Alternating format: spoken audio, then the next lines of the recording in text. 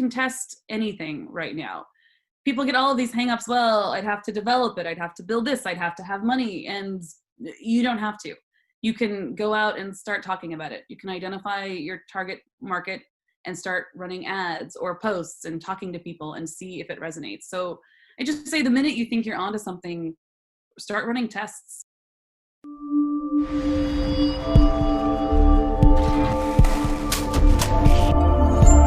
Hey everyone, this is Devin Miller here with another episode of the Inventive Journey, and I am your host, Devin Miller, the serial entrepreneur that's also the founder and CEO of Miller IP Law, where we help startups and small businesses with their patents and trademarks.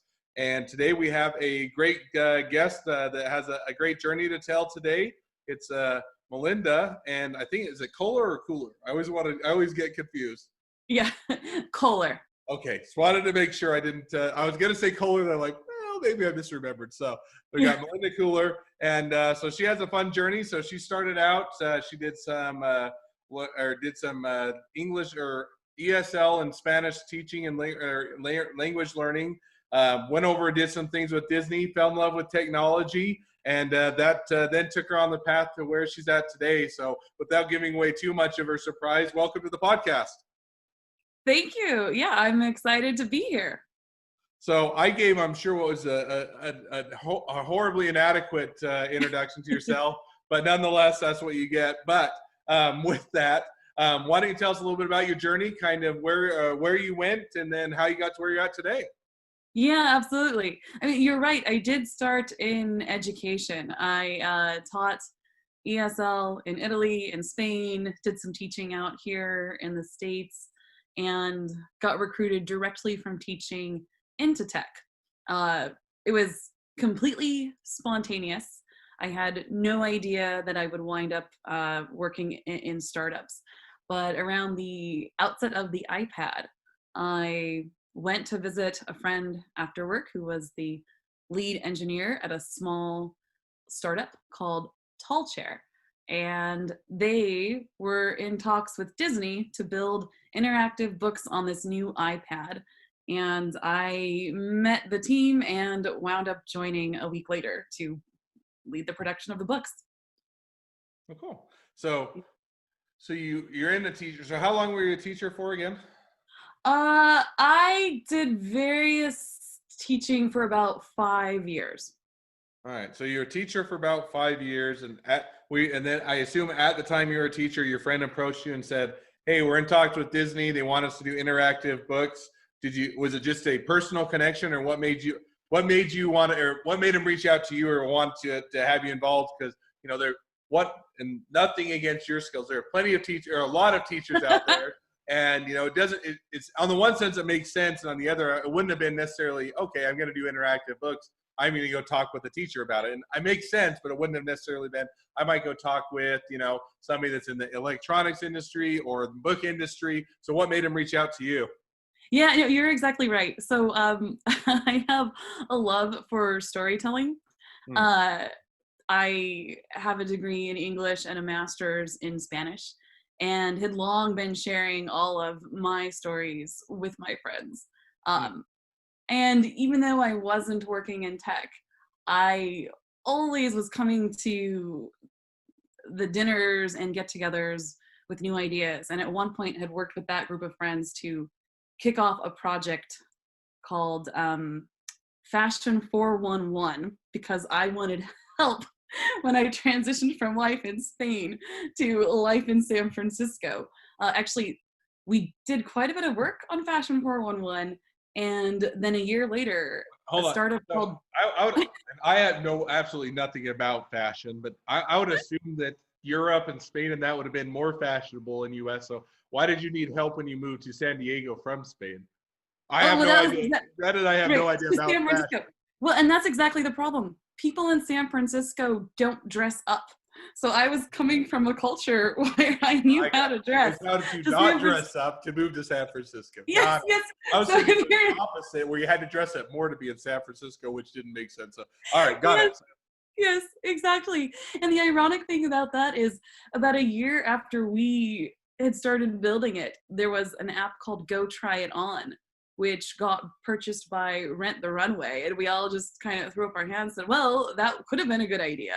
So he definitely had me in mind as this storyteller and interested in tech, and had already kicked off and led a group of our friends who were engineers to start building something. So you're right. It was more than just being a teacher. Fair enough. And again, nothing against teachers. My Yeah. sister's a teacher, and I also, my mother-in-law is a teacher. So if they're listening, I wasn't saying anything different against teachers. I was just saying, or just trying to connect the dots there. So no, that makes perfect sense. So then you start up, they bring you on, you move over, you work with the interactive books, and you work with the, Disney, or via them with Disney, which is obviously everybody knows who Disney is, and it's a cool thing. So then pick up with their journey from there. Didn't mean to interrupt. Yeah. It was amazing. We built 20 different books that year, 4 of them with Disney, 2 of them with Fisher-Price. I got to go to the Pixar campus and the Fisher-Price campus. Everybody loved what we were building. Both Disney and Fisher-Price chose our platform at the time because it was the best out there for building interactive books. And after building and releasing and marketing, both Disney and Fisher-Price came back to us with the big news that the cost of making these books was about the same as making video games. And video games sold, and interactive books weren't selling. At least the ones that we were making weren't selling at the rate that they would need to be. So the whole thing just kind of collapsed. So my first startup was also the first startup and only startup that I've seen completely fail due to product market fit. I mean, once Disney tells you yes and then no, there's no market for it. That's kind of, for us, that was the end. Yeah. So, and that's, I think that's an interesting. So if you were doing it, Disney is a dream, and you got to go. Which is, maybe it just sounds cool. Is a Pixar campus cool? Is that an interesting place, or is that just, it sounds a lot cooler than it is? I mean, it is really cool because they have giant life-size characters here and there.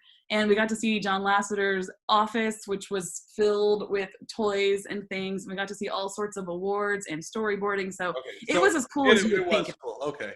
It was very cool. Pixar just sounds cool. So, but you got to you got to go on the campus. They loved your technology, and then they promptly or impromptu turned around and said, "And we'll take a pass," type of a thing. And so, was it a, all our eggs were in the Disney basket, and once Disney fell through, you decided, well, I'll part ways? Or did you keep trying to keep doing something with the business, or how did you kind of wind that one down? Yeah, so it was mostly Disney and Fisher-Price that were funding us at that time with all of their projects and the contracts to keep building those books on the platform. And all of the eggs were in those baskets. We did have other smaller clients, but the cost to continue building the software and continue building the books without those clients, was too much and didn't make sense as a business model. And our other clients were having the same challenge too, even at their smaller level. That it takes a lot, or at least then. Now, technology for building interactive books is going to be much easier to work with, but at that point, we weren't there yet. So yeah, you did that, and you said, okay, now we're going to, you wound that company down, and then where did it take you from there? Did you go back to education? Did you decide, I love the startup, I love technology, I'm going to keep working, or how did that go? Yeah, I loved the startup life. I loved the discovery process, the building new things, and I immediately joined a new company, which is a very funny company. It's called iCracked. They were the Uber for on-demand iPhone repair and services. This was before AppleCare came out. So I joined the team, and they kind of had some ideas of the initiatives that I would lead. And around the time that I joined, there were... Right. Join the team to do what? So were you joined as a founder, joined as a salesperson, joined as a teacher? I joined as a growth lead, working with the co-founder. Okay. To help scale the on-demand workforce population. Okay. But the model that they had in mind for me to scale that population changed immediately as soon as I got there and kind of dug into it a little bit, I came back and proposed a new model, built a new growth team, and we wound up scaling the on-demand community from 200 to I think 1,200 around the time that I left. I was there for about a year and a half. I loved it. The community was fantastic. We called them iTechs, and they were an amazing group of people, super tech savvy about the mechanics of things, and really in need of that supplemental income. So it was really cool to be able to supply that additional income and kind of join the on-demand economy for that group of people. Hmm. So you did that. So how did that business go, or did you make an exit, or did Apple Care come in and kill the business, or how did that go? Well, they kept going after I left. Apple Care came out, and the numbers definitely started to change and got more challenging. We were explosive growth. We had just started launching iCracked internationally, opened offices in London and Germany. Those offices wound up failing. They pulled back. I saw the writing on the wall, and at that point had my first idea that I wanted to test for what is now Lessons Up. So I decided to go test my own idea, and we parted on great terms. I've actually worked with several people from my original growth team there over the years. So great people. So Lessons Up, no, and not to jump in. So Lessons Up, you did that, not Lessons Up, but you did the iCrack, and you did that, you wound it down. So what was the genesis of the idea, or how did you come up with Lessons Up, or how did that start out, or what did that look like? Yeah, so I mean, at that time I was working closely with a community of people who went and visited people to fix their iPhones. I was also working closely at iCracked with our customer support operations and learning a lot about customer support operations in general, and saw that there's always a percentage of the population that is underserved by customer support. And I also at the same time had people in my life turning me into their personal customer support, friends and family, because they didn't know where to go. So I thought, well, if I can build an on-demand workforce to go and fix iPhones, I could probably build an on-demand workforce to go and teach people how to use their iPhones to meet that need for those who are just completely underserved by customer support. And we haven't jumped into it, but maybe it's a good time. And so maybe just give the 10-second or the 20-second summary of what is Lessons Up, or how does it do it? So that way it kind of gives a context for what people are, what you moved over into. Yeah, absolutely. So we officially launched Lessons Up this year, even though I did that test back then. We teach technology. I have a community of tech instructors who do lessons over phone and video, personal one-on-one, typically with seniors. And we're starting to develop community programs as well to support companies and communities who need tech training and not tech support. So if I were to simplify that, you teach elderly populations how to use technology? We help seniors use technology. All right. So I get it's more complex. I would just simplify it for my. Yeah, that's great.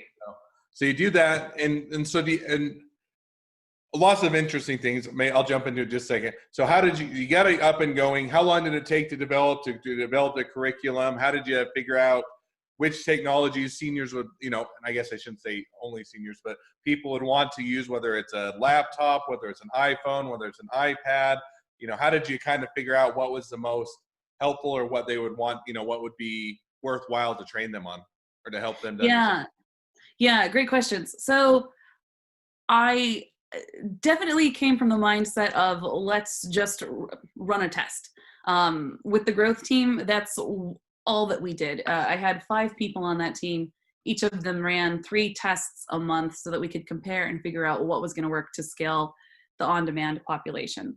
So when I first set out to do this, I didn't think through some of those big questions first. I first decided to kind of go and explore and see what happened. And what happened was shocking and kind of created the path. I did a single post on Nextdoor Hmm. At that time, Nextdoor was a newer app. Very few people were on it, but the people who were tended to be the older generations. They love knowing who's in their neighborhood and what's going on. So this was 2016. And I was also living in an area of Oakland that was more populated with elderly. So I just put out a single post offering lessons in technology and had an outpour of responses, and then developed curriculum by giving lessons and figuring out what people needed.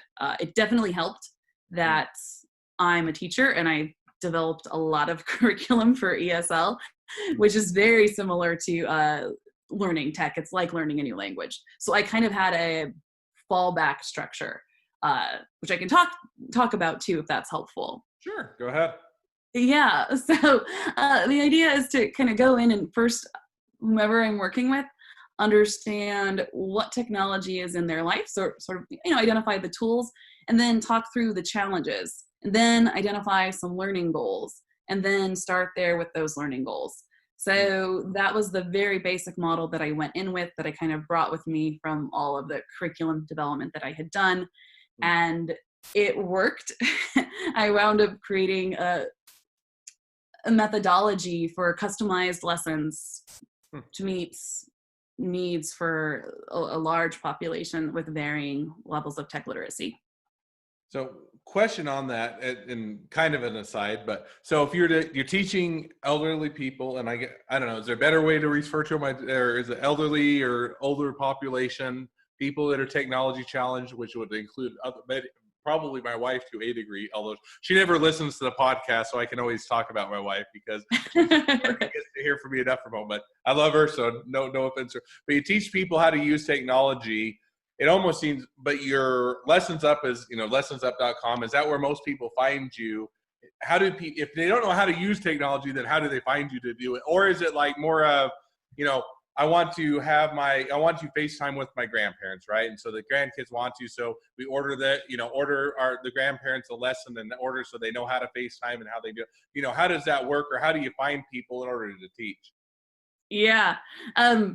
Such a great question, because it gets right into who are we really marketing to when we market Lessons Up. I got lucky in 2016 with the app Nextdoor. It's a little bit different now in 2020 because there's a lot going on Nextdoor this day and age, but there are still plenty of online spaces that are senior friendly, Pinterest, Facebook, Nextdoor. So it's just testing ads and posts if we want to meet seniors where they are. There is also, like you said, marketing to the younger generations, people who don't have time to teach mom or grandma how to do X, Y, and Z on the iPhone. That's also a very valid marketing tactic for us. And then there's also partnerships, working directly with senior spaces where there's already a trusted relationship between seniors and a senior living home or senior centers. So then one other, I just find the idea, the concept, and technology interesting. So I'm bouncing around a little bit. But so when you do that, if I've learned anything from Shark Tank or other experiences, they always hammer you on it's hard to scale, right? Meaning it's hard to duplicate yourself and it's hard to find. So you do more of online lessons and more of teaching them via technology, or is it more of a, hey, they need that face-to-face interaction, somebody to sit down and show them how to do it? And if it's the latter, how do you find good qualified people to do that? Yeah. So we do have 11 tech instructors. They all come from education or similar backgrounds. So some of them are teachers, or some of them have worked in tech support. One was in health education. So they have experience with instruction and they're also tech savvy. We have a vetting process and a training process.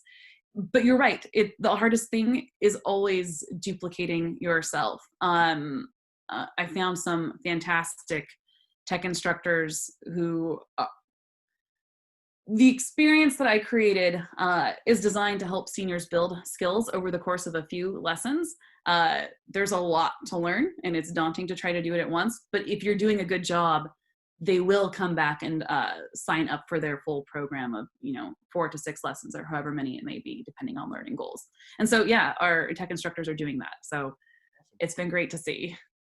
All right. So if you take the next 6 to 12 months, so got it, made your leaps between the different things, land on this, building it, going well, find your instructors. What's the next 6 to 12 months look like for you guys? Yeah. It's more marketing tests to grow the user population and tech instructor population to scale to meet those needs. So the interesting challenge, which hopefully we'll get to take on, is that the partnerships that we have in progress have massive needs.